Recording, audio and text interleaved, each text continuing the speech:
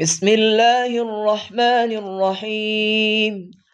أفحسبتم أنما خلقناكم عبثا وأنكم إلينا لا ترجعون فتعالى الله الملك الحق لا إله إلا هو رب العرش الكريم.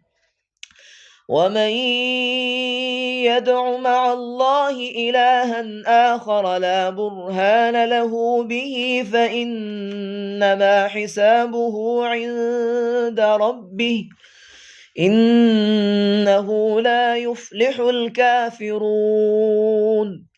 وقل رب اغفر وارحم وأنت خير الراحمين.